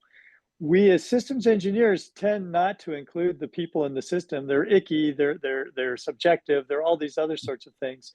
And I think this approach really says, look, we need to start taking responsibility for the big picture, which includes the people, includes the environment, includes all those other sorts of things. So again, I'm delighted with what you've done here. I'll be reaching out to you, Anthony. It'll be, an important part of the course. We'll teach systems thinking first to give it the background, and then we'll put this framework together, and then we'll use that to sort of drive the rest of the enterprise. But again, I think this is really great stuff, and I'm hoping that systems engineering will step back and really start to embrace this. In a number of forums, we've had these discussions, and I've asked panelists, are systems engineers responsible for sustainability? Are they responsible for the people side of things? And it's divided. Quite often the majority will say absolutely not. That's not our responsibility at all. We're responsible for implementing something that satisfies the requirements. And I think personally, I'm in the camp that we are responsible for these things. And so when you look at a Boeing 737 MAX, the systems engineers should be responsible for ensuring that the pilots have adequate training to make that a completely safe system rather than that's somebody else's problem. And so when I think of systems interfaces, I mean, I don't believe there's an interface between the system and the software, and I don't believe there's an interface between the systems and the humans. I think there's just the system. So I'll get off my soapbox, but those sort of my thoughts. And again, Anthony, really thank you for your wonderful presentation. You're very welcome, John. It's a pleasure to hear some of the things that we've been saying for quite a long time now from other people. That's really wonderful. So thank you for sharing your personal perspective. I think I would only add that the systems thinking world of which I'm fairly embedded. One of the early things that I learned was that it's the observer that defines the system.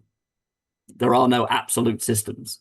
And that means that the observer's values, what they believe is good, right, and proper, will be a major factor in how the system is understood. The boundaries of the system of interest will be understood. So, I think the choices that companies, scientists, engineers, doctors, you name a profession, have been making need to be revised in light of asking themselves this question, why are we here? What is our purpose? What do we believe is good, right, and proper? Yeah, absolutely. I tell the students that systems thinking is about thinking objectively about subjective things and subjectively about objective things. Very nice. And I think it's exactly the case that, my view of systems is I'm a constructionist, as are you, which to me a system is a model, and so we use it to try to understand. And it's interesting, when the fellows of NCOSE got together, they came up with, 5 different definitions of what a system is, and some of those were constructionists, and some of those were more physical objectivists, and so on and so forth. But I tell my students that if you're going to be successful in this class, you need to adopt this definition, which is a system is a model that you use to sort of construct, to build understanding. It's not something that you can just go out and discover, because there's infinite varieties, or you'll spend forever trying to understand what it is. But it's understand what is important. As the as you mentioned, all models are wrong, some are useful. That really is the challenge. Absolutely, absolutely. You're pushing all my buttons, and I'm having fun here, John. So I'll just respond by saying that in my own research, when I came to think about the philosophy behind the research, I ended up with critical pragmatism, and which says that if it matters in the world, it's important. Which means that I try not to be positivist or constructivist. I can be either or both, depending on whether it's pragmatically useful.